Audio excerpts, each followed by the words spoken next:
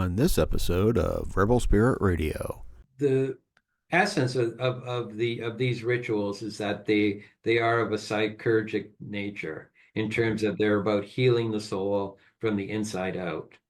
And they follow the hero's path of a descent into the underworld or your descent into your unconscious, and to bring up the dregs that are latent in your body, that latent in yourself, that your conscious self isn't able to deal with.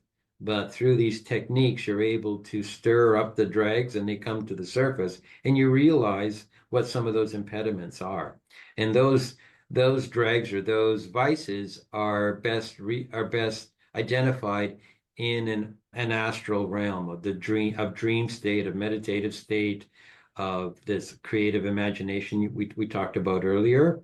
And that's where they represent or they manifest in a clear manner so they can be addressed in that way.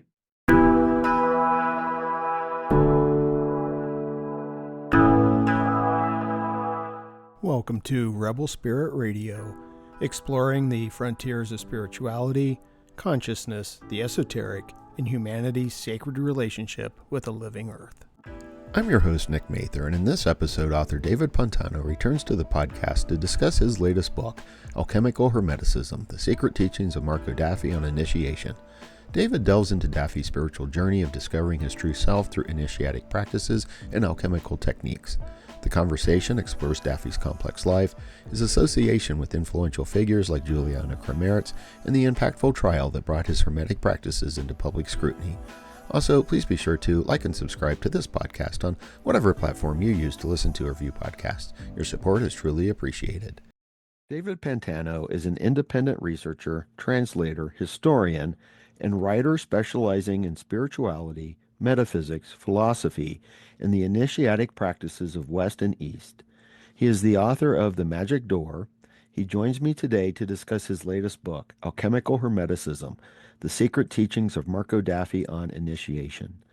David, welcome back to Rebel Spirit Radio.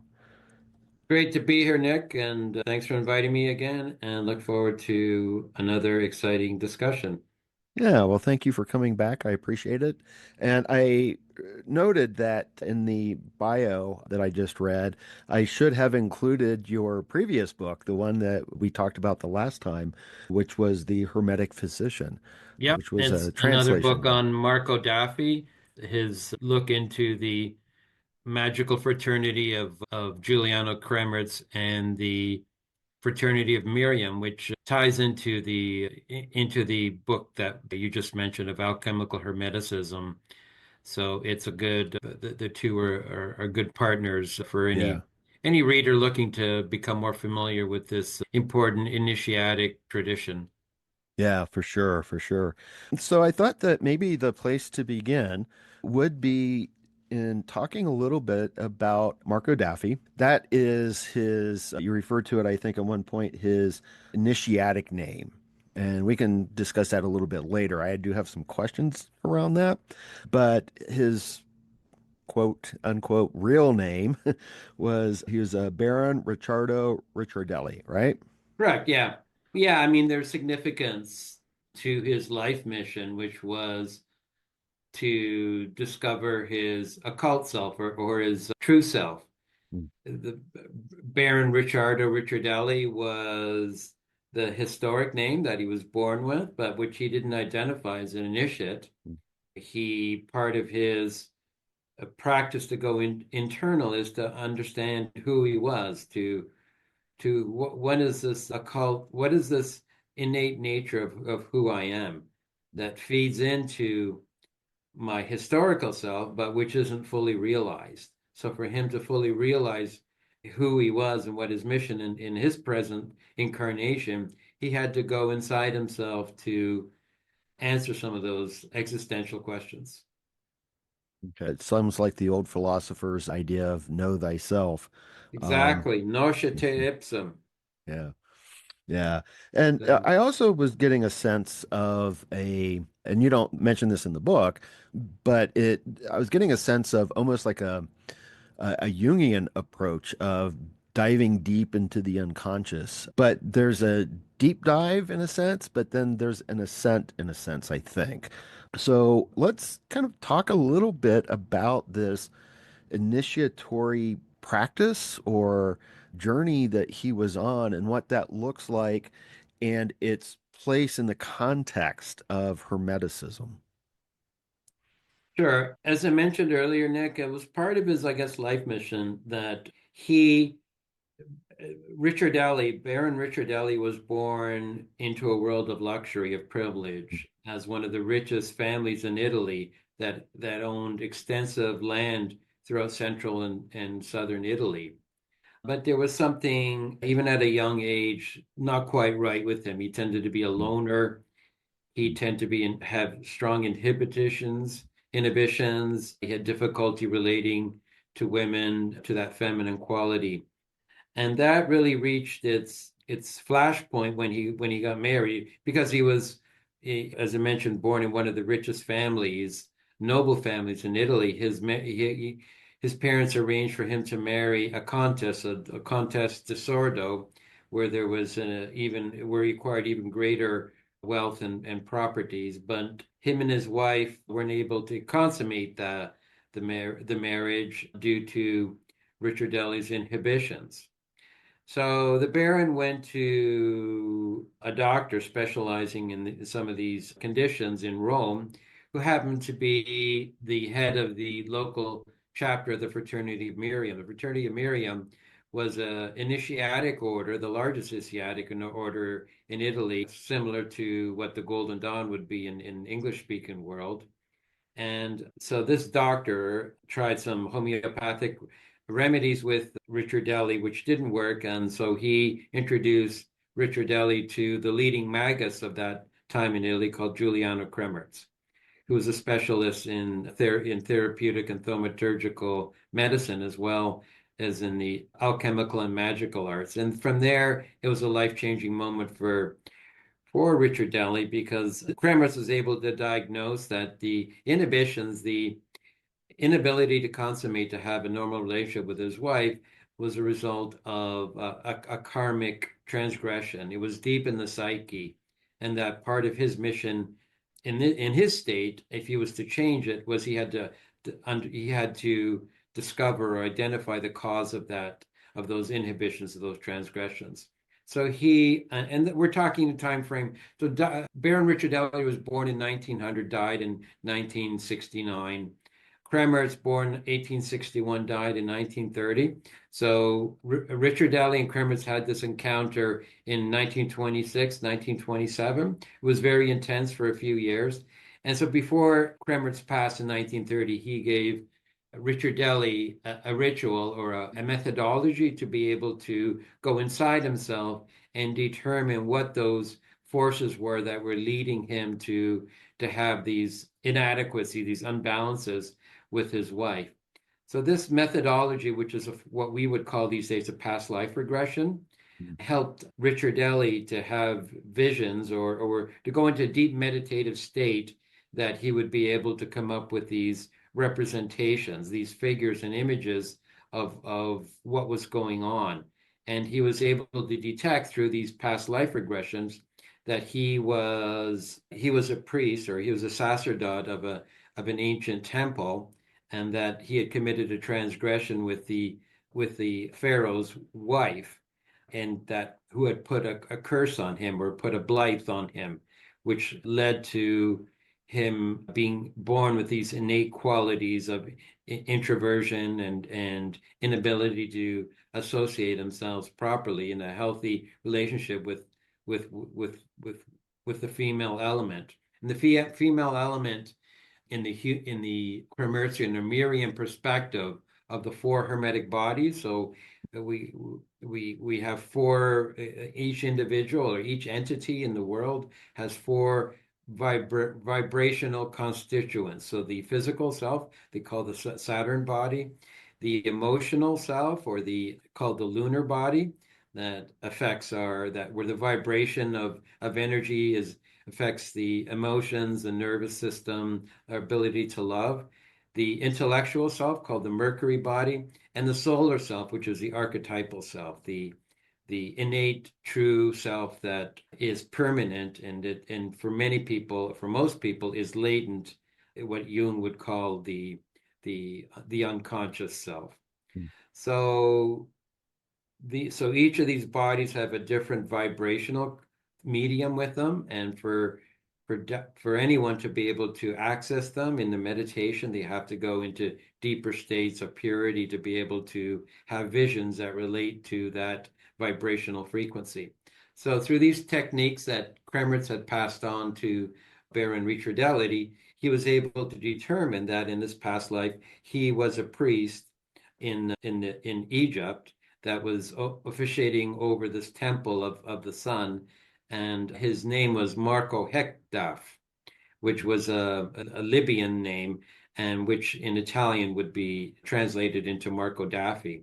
So through these meditative or these altered states of consciousness that Baron Richardelli would be able to tap into, he was able to determine what his solar name, or what his occult name is, which is Marco Daffi. So that's who he identified with, and that Baron Richardelli was just a incarnation of that solar entity called Marco Daffi.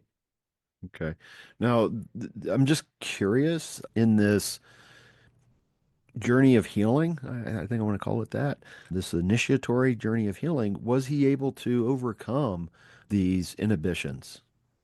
Yeah, I get that question asked often, and so in my book I include testimonies from Mm.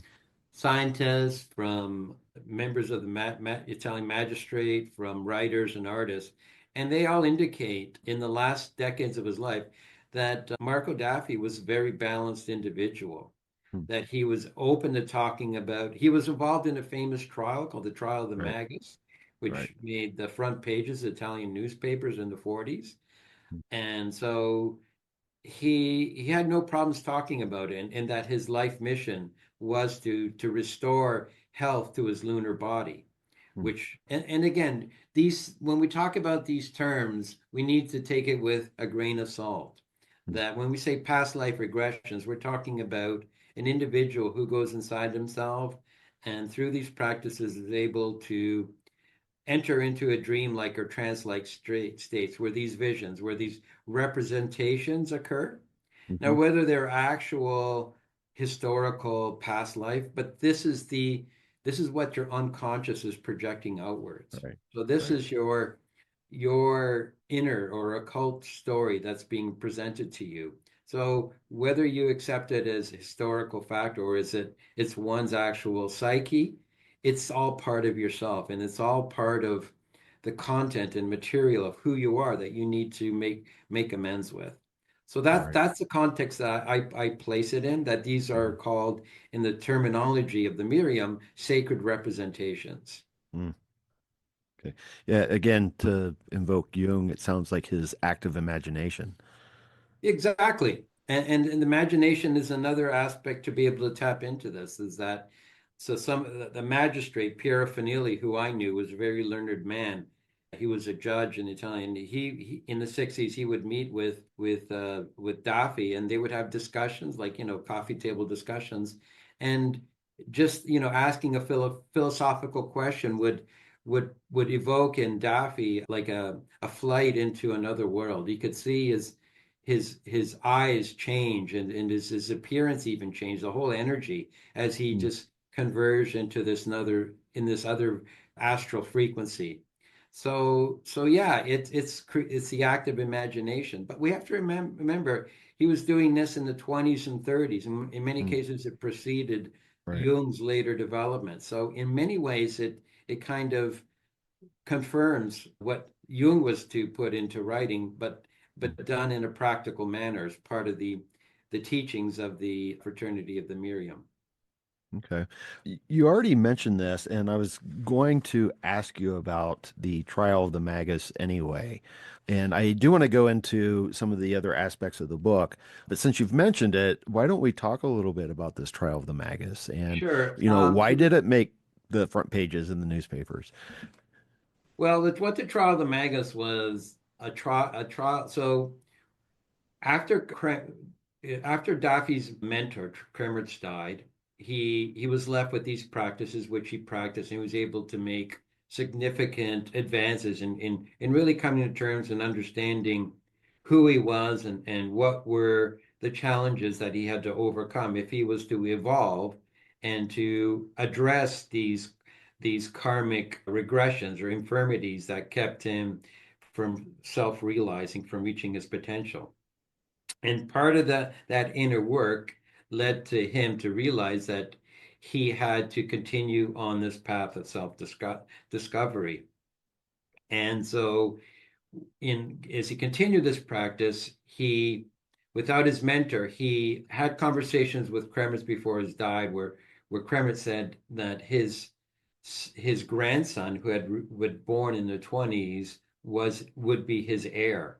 So Daffy in the 30s made contact with this teenage grandson of Kremertz called Pasquale, and they had this intense relationship where Daffy, I suspect, used Kremertz's grandson as a medium to evoke this Swedish magus called Kobux, who would help Daffy to clear up some of his psychological pollution that he had accumulated in his terminology in a past life. It turned out that Kremertz's grandson was using Richardelli or using Daffy as well to expropriate money from him. As we recall, that Baron Richardelli or Daffy was one of the richest families, one of the richest landowners in Italy of that time. And so Daffy's wife, the Countess de Sordes, got wind of this, that huge amounts of money were being transferred from her husband to this person who she didn't know, which happened to be Kermit's grandson. So she called the cops and had Kermit's grandson arrested, and there was a trial that went on that made the front pages because it was called the Trial of the Magus, where the Richardelli family was a well-known family, barons, and this the police had confiscated Daffy's hermetic diaries, where his practices, these past life regression practices, were made public as part of the defense and the prosecutors' exchange of data and of facts and information. And it apparently was very popular with the university students because they were, who were taking law, because, this is such a extraordinary event, and, it's not that often. So it made a lot of headlines. And in the end, what happened was a judge indicated that Daffy had to be crazy, because who would do these hermetic practices and who would give money over to this teenager? And the Kremer's grandson was indicted for taking advantage of this insane person, which led to Kremer's grandson going to prison and a payment of a fine. And that part of the settlement was that Richardelli or Daffy was under house treatment for psychiatric imbalance. But Daffy writes about all this, and he was saying it's where the profane are trying to judge the initiates, that they don't understand this. That part of his treatment was to get rid of his wealth, because it was to appease this curse that he had did. That not only had he had an illicit affair with the pharaoh's wife, but there was also some misappropriation of the jewels of the temple as well. So for him to be able to reconcile those two karmic transgressions, he had to get rid of his wealth, and he had to make up for his transgression, the illicit transgression with the woman, through this ascetic practices of abstaining from his wife in a marital manner. And apparently it worked, because, as I mentioned, there were testimonies afterwards, and Daffy's best writings occurred in the 50s and the 60s, where he was able to articulate this process, which he called alchemical hermeticism, Mm. which involved a descent into hell, and it involved a descent into the underworld, where he had Mm. to confront his transgressions and Mm. then identify what they were, and then counter them with the appropriate virtue that would address that. So in terms of, of having illicit love affairs, that he had to appropriate it with transforming eros into amor, Mm. and the appropriation of misappropriating assets from somebody else, is that he had to rid himself of it to be able to truly acquire a wealth that was deserved of his innate being. So that process. So Daffy was blessed with a very high degree of introspective knowledge, Mm. in the sense that he could go into these trance-like states and be fully lucid. So he wasn't a passive zombie like many people who go into these lives, but he was actually empowered. His occult self, his numen, what we call the original nucleus of who we are, like our soul, came alive. And Mm. so he was able, through a series of these rituals that was passed to him by Kremers, and which he adapted over the decades to suit his purposes, he was able to understand and document this inner transformative process, which many ways resembles the hero's transformation that they go through, the black phase, or the nigredo, where you descend into the underworld, where there's a purification or a purgation of these transgressions, of these challenges. There's an integration in the white stage, or the albedo, where you do some purification, and then you ensoul or enucleate those vices with their corresponding virtues. So Mm. you realize a more complete aspect that, if you're talking Jungian terms, he would call that the process of individuation, when you found your true Right. self and you're able to deal with your shadow or your karmic impurities and transform those impurities, where the lead transforms into gold, or the sickness is transformed into health. Okay. And then after this process, did he, I think that you noted, I forget exactly how you referred to this, as maybe like a chain or something. There were a couple different groups, Pharaonic group, Andromeda ring, and the Rite of Hamzer. So my understanding then is that he went through this process and then created these groups that were leading others through a similar process. Is that correct? Yeah, so the rite of Hanzur was this ritual that Mm. had ancient origins, that Kremers had passed on Okay. to Daffy to be able to do these past life regressions. And this ritual is basically follows a psychurgic technique, where the Mm. soul is weighed to see whether Mm. the acts of purification have in fact erased that karmic blight. Mm. That ritual was, as I mentioned earlier, Nick, was calibrated over the decades by Daffy, including sigils and other techniques to help him in his inner transformation. So the rite of Hanzor was adapted to become the Andromeda ring, which was this energy he evoked to be able Mm. to elevate his spirit into a higher realm, to do greater introspective work in terms of this status of his inner life, of his psychoneumic state, is what we call the integration of the Newman with the mercurial and lunar parts of the self. And then that transferred into the Onic group as well, which included a few other explorers. There was a doctor from Genoa who was involved in this initiatic chain that Duffy had developed in the 50s, in the 60s, to help the individuals to evolve, to transform from the inside out.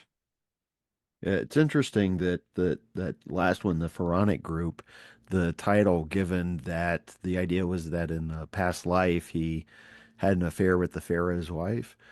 Yeah, and I don't know if there was an association with that. I think because of these rituals they had an Egyptian component to it. Hmm. So, and that's another story. I don't know if we want to get into that, but the essence of these rituals is that they are of a psychurgic nature in terms of they're about healing the soul from the inside out. And they Okay. follow the hero's path of a descent into the underworld or your descent into your unconscious, Hmm. and to bring up the dregs that are latent in your body, that latent in yourself, that your conscious self isn't able to deal with. But through these techniques, you're able to stir up the dregs and they come to the surface, and you realize what some of those impediments are. And those dregs or those vices are best identified in an astral realm of the dream state, of meditative state, of this creative imagination we talked about earlier. And that's where they represent or they manifest in a clear manner so they can be addressed in that way. Okay. They project also in the Saturnian self in your existential world as well. But a lot of times, because we have so many personas and masks, we're not able to identify their true nature. It's in these astral states that one is able to see the naked self and see through the mask in a clear way. And because of the laws that function in these astral realms, in these dream cells, aren't as compact as in the world of relativity, of time, space, and causality, that linear matrix that we tend to perceive what we call reality. In the astral world, it's a much more fluidic matrix, and which means it's easier to you can hasten the transformation quicker and deeper than if you would do it at a conscious level in the state of relativity. Okay. So is this where, because I wanted to ask you about this and I'm trying to see where they fit in, but at the beginning of the book, you're giving some kind of background in terms of these ideas in this work. And one of the things you focus on are the sirens. And are these sort of like, I don't know, guides or do they act as guides? Are they symbolic of the hero's quest itself? Exactly what are they and how do they work? I guess is Sure, what I want to you can ask you. identify, you can define or describe sirens as, in the literal terms, as figments of the imagination. But for Okay. the seeker, for the spiritual seeker, they are figures of the astral world, what they call aeons. So what Marco Daffi is an aeon. Okay. So you're taking the individual from the starting point in their historical Saturnian self, is the Mm, Baron Richardelli or Nick Mathers or Dave mm, Pantano. That's what we are. But when we do this type of inner work, and the figures that appear in our dreams, in our meditations, in our visions, these are symbolic or archetypal, what Jung would call archetypal entities that have their own individuality, that they have their own intelligence. They just don't manifest in the physical realm. So what Marco Daffi is a siren, mm, is a denizen of the astral plane, and that it's so in his inner work, he was able to, I guess, transform the definition of a siren, which is in a historical sense, we call it as a figment of imagination, is actually an entity in this astral realm, and that doesn't die, but because of his advanced initiatic state of being, he was able to bring to the surface in his conscious state and able to use as the medium to transform himself to be able to heal his defective lunar character, or his source of feelings of love, of emotions, that was the level of the vibrational frequency for him to be able to transform and hasten that change, rather than if you go to a psychiatrist and you're still in your historical context as, Dave Pantano and Nick Mathers, and, you don't, you're able to come to terms at a intellectual manner that, yeah, you have some issues, but you're not able to change it because you can't get to that source of energy, that energy from which that that causal displacement occurs is not tapped in by most people that from a historical conscious perspective. So when one goes inside oneself and one enters into this dream state or this astral body, then these are sirens. These are entities that are in the path of evolution. And these sirens are all in our dream world. We're filled with figures and images that, in our historical self, we just say, oh, it's just fantasy. But for a initiate seeker, they have symbolic meaning and they're very important reference points in one's evolution and development. Okay. I'm curious as to why siren, because I know in mythology, sirens are seen as a little bit negative, aren't they? The song, Yeah, the they can be sirens. negative or positive. So the siren, because they are part of the hero's quest. So if you Hmm. recall in the Odyssey, Ulysses is sailing, trying to find his home. So trying to find Right. his Numen, his occult self.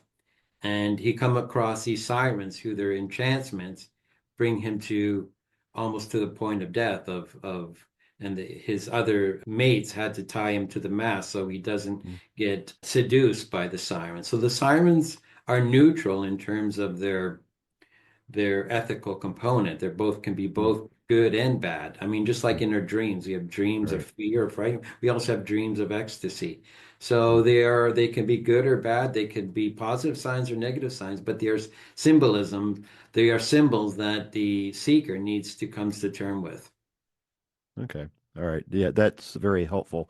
And I also had written down here something that you had in the book, and this goes back to what you said in terms of this journey, because you talked about kind of going to hell, and what you wrote is hell is a state of consciousness in one's life, of one's personality.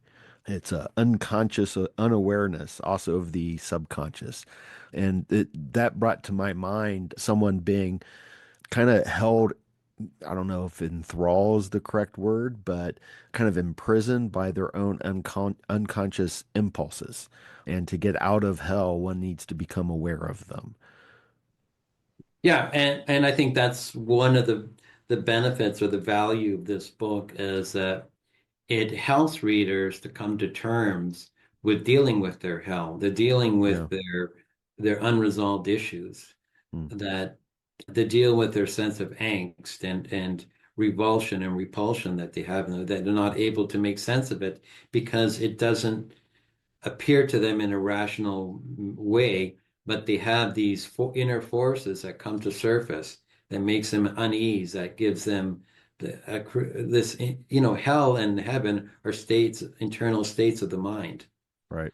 And so what in this book, Alchemical Hermeticism, it does provide an overview of how you can address them and how you can go into your unconscious and identify what are those forces that are infiltrating my being, my consciousness, that's leading to the sense of unease, of disquiet, of unhappiness, of frustration, and the state of involution or devolution goes even further. Some people are on the brink of suicide because they can't deal with these thoughts, with these Mm. feelings that seep into their life, that they can't make sense of it. Well, this book helps you to tap into that, to understand that, and to provide some methods and techniques to descend into your underworld, into your shadow, and to identify what those sirens are, what those Mm. forces are, those figures are, and to make sense of it, and then also to provide the remedy to how to purify yourself and to replace those vices or replace those digressions with positive virtues, to Right. create a wholeness and integration of the self so one can grow and one can realize oneself in this time frame that we all have, which is limited. Yeah. Well, I personally appreciate the whole idea of kind of practicing on the virtues. I think that's a lost art in many ways. Yeah. And the Uh, first book you mentioned, the Hermetic Physician, talks about that yeah, in terms of yeah, part of the therapeutics is that, it identifies a list of the infirmities, the transgressions that individuals have, whether it's mhm, fear or anger or violence, and what the yeah, corresponding virtues. So what you need to replace. A lot of people, right, again, aren't informed. They may be aware that they have anger issues or frustration, but how do I change it? What do I need to be? What is the end state where I'm yeah, no longer a subject of these winds, of these forces that, push me around in life that I don't have control with? So part of this tradition of the Miriam and helps to really go in and do some serious inner work, deep dive mm, into the psyche to be able to make sense of what's going on, but also to give you the tools to be able to convert a bad situation into a good one. yeah. It brings to my mind in virtue theory coming out of Aristotle and the other classical Greeks, the Exactly. reason to be virtuous is to obtain eudaimonia, and that had always Exactly. been translated as happiness, and now more often people translate it as flourishing. But I think that a literal translation of the word is good spirit, a good spiritedness, and that seems to be what is the sort of the end goal here in this hermetic alchemy is a good spirit. Excellent. That's I've never heard it put in those terms, but that's a very erudite description of that Mm. process. Yes, it's to convert those dark or negative spirits into good spirits. Yeah. It's the conversion of dark into light. Hmm. Yeah. Yeah, yeah, virtue's powerful. And doing the inner work is powerful. This is all necessary. Yeah, So let's talk a little bit about the book. There are four parts of the book, and I had a couple questions on a few of these. So the first part is sort of the background of the alchemical hermeticism, and then you kind of get into, and part of this is this the dissertations on hermeticism. So this includes a lot of the writings of Daffi, and then there's a part on the letters. So these are letters that he has written to different people, and then you kind of focus on his life, and then the last part is the legacy. Now, it seems to be clear that after this trial, he continued to do this work and he continued to write, and so much of his writings have yet to be translated, correct? correct. Yeah. Yeah. It should be made aware to the audience. Daffy, so not only was he this remarkable spiritual seeker who did these inner voyages, but he was a scholar in his own right. Mhm. Yeah. He was called upon. He was sat on a number of boards of the Psychic Research Mhm. Society in Italy and of Europe. He was a frequent lecturer at Rome's famed Academy Tibernia, which had 500 years of history behind it, inviting a number of scientists and philosophers to make important discourses on various aspects. So he wasn't only just a visionary and an explorer, but he was a scholar. Okay. And the first part of the book outlines the doctrinal foundation of his inner work of alchemical hermeticism, where basically difference to other forms of alchemy, of the laboratory of the spagyric kind that uses external substances. In alchemical hermeticism, the laboratory and the laboratory operator are one and the same thing. So the subject and the object of the work that needs to be transformed is one and the same thing. It's Mm. the unicum that's divided into the duality. And so he outlines in very sophisticated manner that whole philosophical substratum of what alchemical hermeticism is. And he refers to it as a gnosis.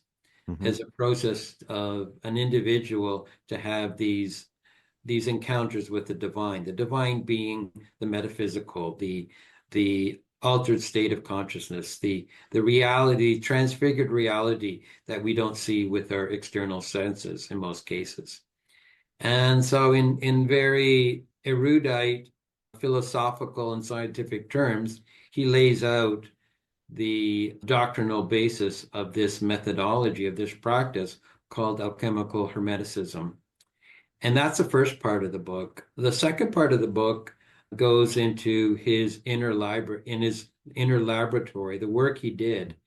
And again, he didn't publish these workings in magazines to be famous or anything like this. These are his own experiences. These are his methodologies he used to be able to go inside and try to make sense of what was going on and what these visions were telling him and how to arrive at these visions. So he exchanges with some of the most knowledgeable individuals in Italy that were authors, that were artists, that were scientists, etc.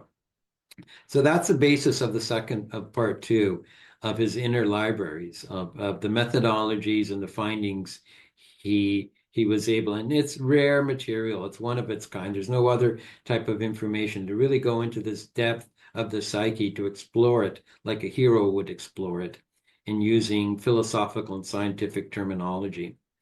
The third part goes into his biography. So who is this Marco Daffi, aka Baron Richardelli? What was his life? What were the major milestones and encounters that resulted in him to be able to write this type of material and have these type of experiences? And the last part is his legacy. So some of these most prominent people, these artists and scientists and magistrates, what did they think of him? And I also provide a biography of his work, of his material. And so that's the introduction of Marco Daffi to the English speaking world. Why is it so special and who was he? That I felt I had to provide a very comprehensive overview of the man, the methodology, and his findings. Yeah. So the trial did not hurt his reputation so much. Oh, it did hurt his Oh, reputation. did it? Okay. Yeah, but it as a hermeticist, he wasn't doing this to be famous. He wasn't Right. doing this to have a literary reputation. Right. It allowed him, actually provided him greater freedom Mm, because he was away from the public. He wasn't known as this baron, this rich family who every investment or every contribution made the papers. He was actually left alone. Again, his mm, his wife had, when he in this trial, had him confined to psychiatric help for the mm, rest of his life, mm, which he felt was on the surface an inequity, but actually, and he writes in his letter, it helped him to give him greater freedom to do his mm. research. Right. Okay. And for him, he was totally aware that the profane world would never understand what he was trying to do. They would always consider him crazy because it's a different world. Hermeticism, he was a true adept in the sense that Hermeticism and alchemical hermeticism was the core of his being. Mm, It was his ticket for him to make sense of what his purpose in life was and his challenges and what he had to resolve for him to evolve as this inner entity as Newman. So when he reincarnates or re-manifests, he was able to be able to remember who he was mm, and to overcome some of these deficiencies that he had inherited or that he was born with innate in his mm. current incarnation as the Baron Richardelli. Yeah. I actually had this noted that the process that he, I guess, developed here or added to, Formulated. formulated, is one of remembering who we are. And I noted that because that's something that comes up a lot on the podcast with a variety of guests that they keep saying that that's our job right now, is that we need to remember who we are. Yeah. So I always find it interesting where that comes up and how And frequently that and comes up. and that begs the question, Nick, who we are and what we are. Yeah. Are we this historical person? Are we this, job we have? Are we this family or in any form of alchemy, whether it's spiritual or of the lab or of the plant and mineral kind, you want to get to the materia prima, the Mhm. primal matter. Right. And that's what Daffy was about, is sort of like, who's the root of who I am? And how did and why, and try to understand those attributes and qualities that I have accrued on myself from society, from family conditioning, from schooling, versus those that I came when I entered this world that was in me innate. Mm. So when we say who we are, remembering who we are is a deeper dive than to be careful not to associate ourselves just with our historical self, because many ways that is the conditioned self. And Mm. that's not the true self. That is what will die when we die. Mm. But these qualities and attributes that came with us at birth that are pre-uterine, that in many ways can represent a truer and a deeper representation of who we are and what we should remember. I'll leave that with the audience to chew on. Yeah. Well, and the question that I have that comes out of that is that the basis of a lot of this was this idea of a kind of past life regression, and he was doing this to overcome inhibitions in this life. Does that then imply that he would have another incarnation after this where he comes in a little bit more complete, maybe? In so in part two, we talked about his letters. So Daffy writes fairly extensively on the on the ontology of being, on the nature of being, of who we are.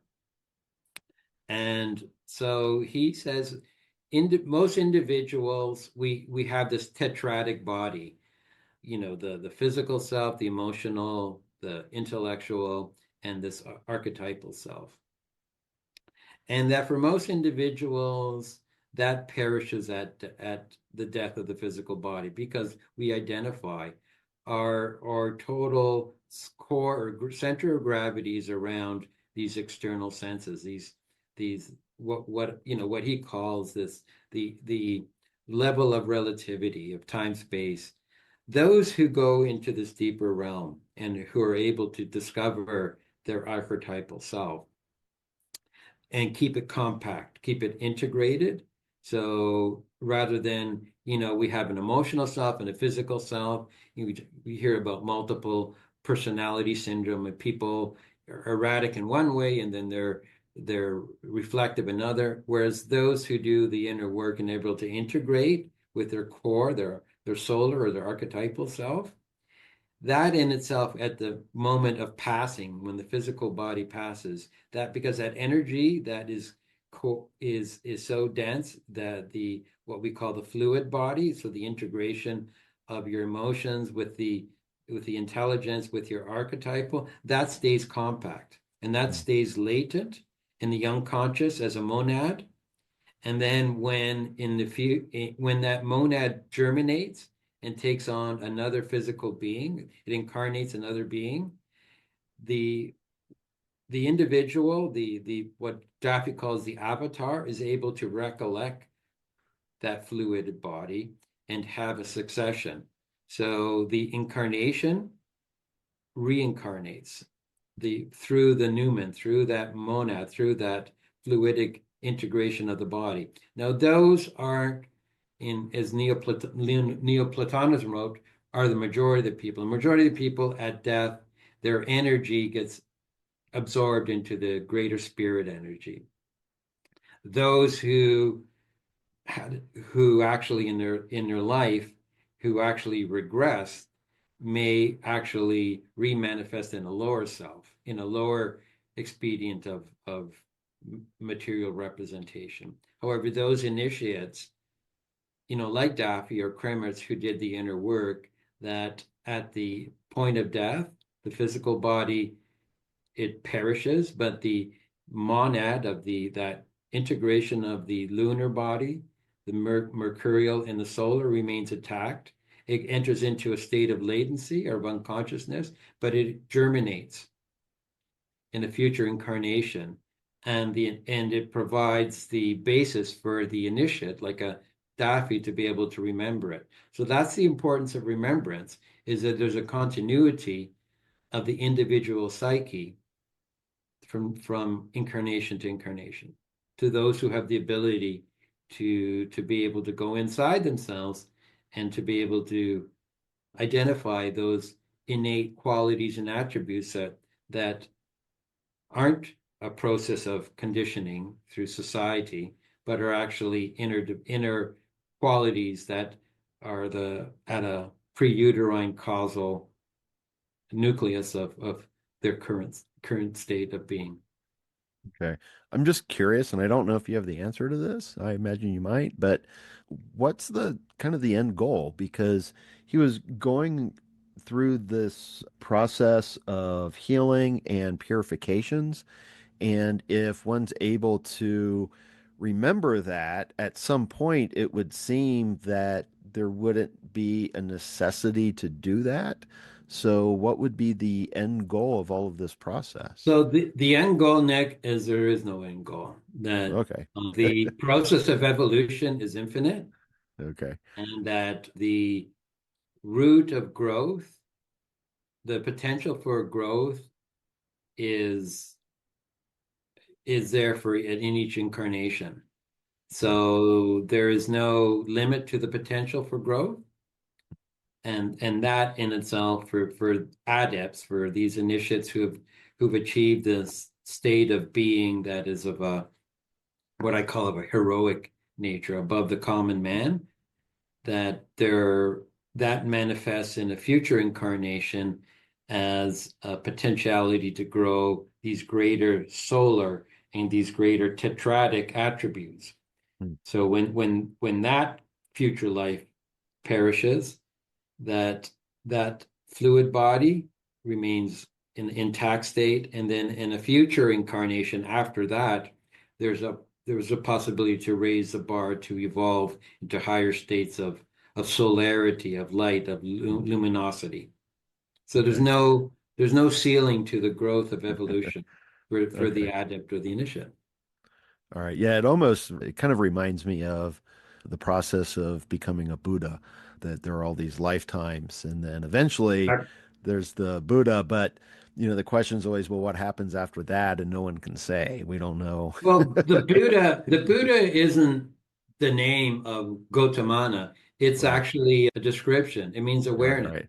Right, So that right. awareness is there in terms of how so what Daffy writes in an article on initiation in Neo-Buddhism is where so after the war, Neo-Buddhism was very popular in Europe. It was sort of like, they were promoting as a remedy to, the European mindset is screwed. Look at, you've killed yourselves in two successive wars. Your philosophies are no good. And the Eastern approach is approach to salvation and to inner peace and et cetera. And Daffy wrote in an article in 1945 is that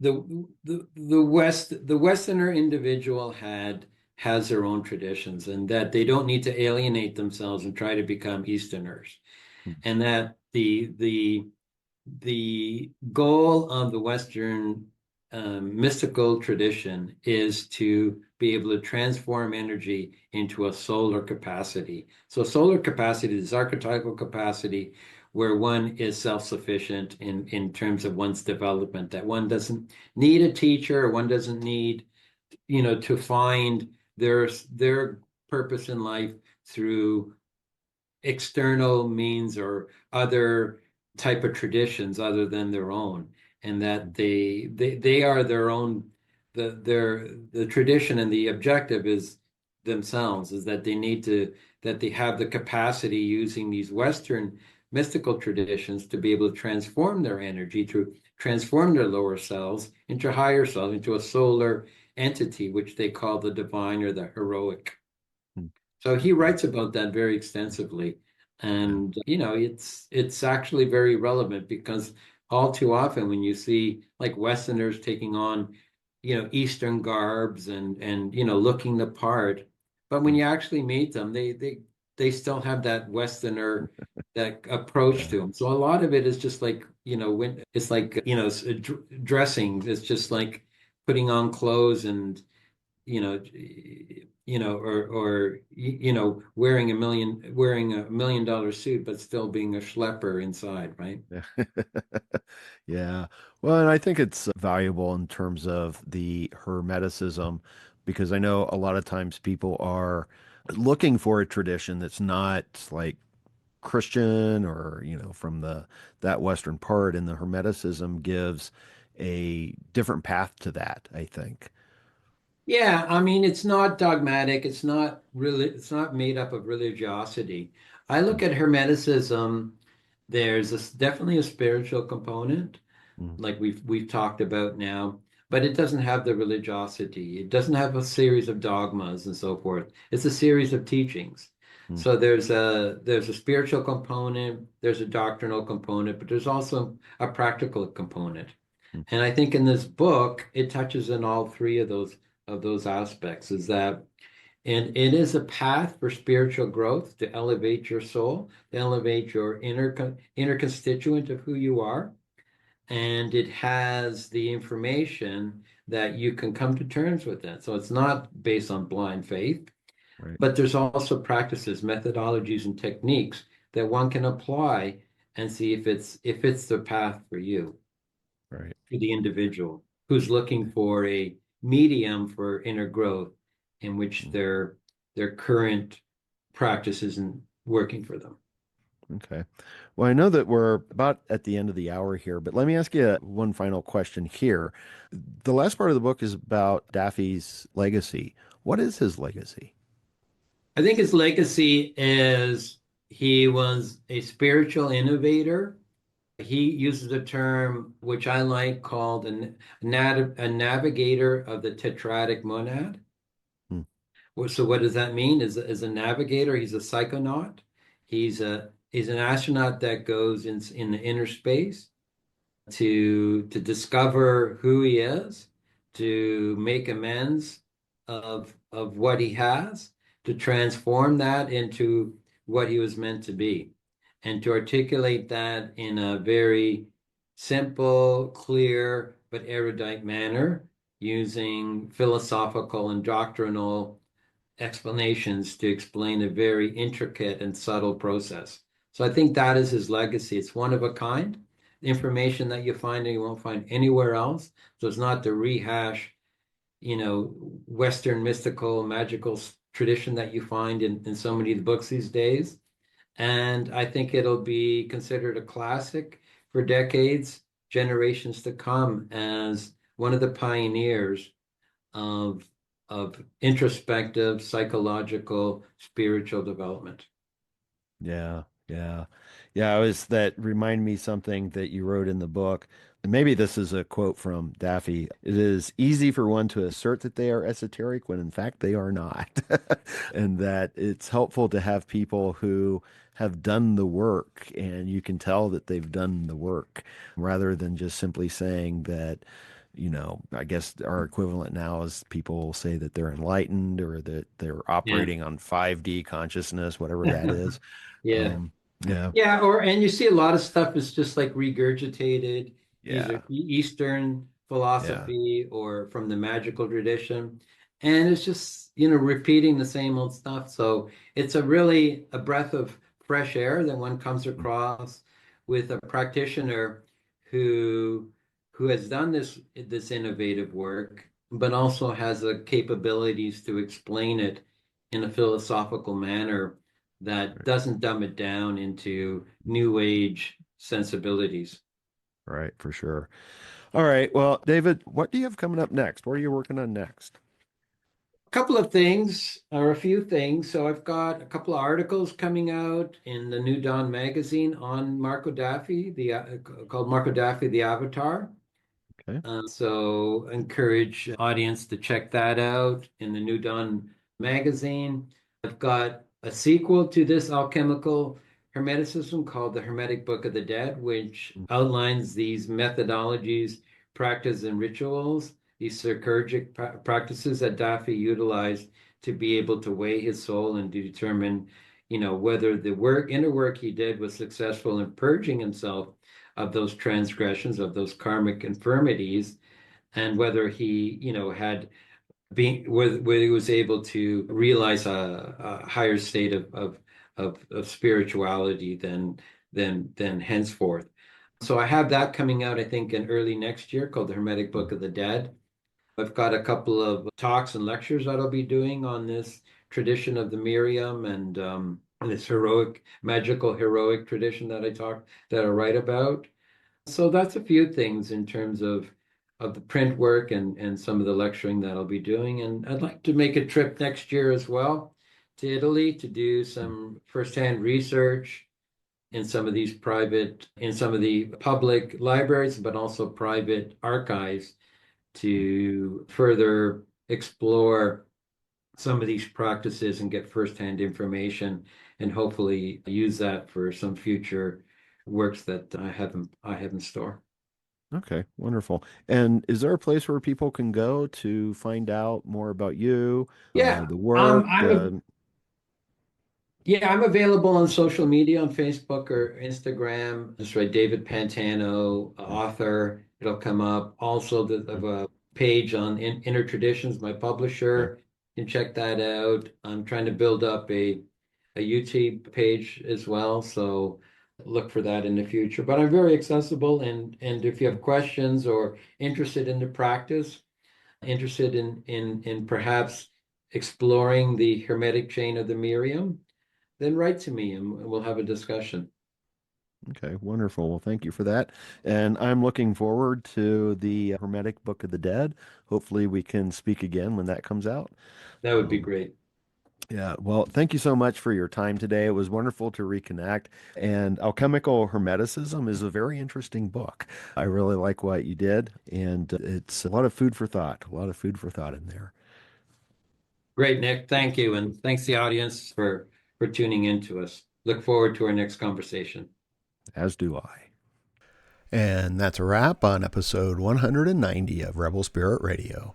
Thank you so much for listening or watching if you are part of my YouTube audience.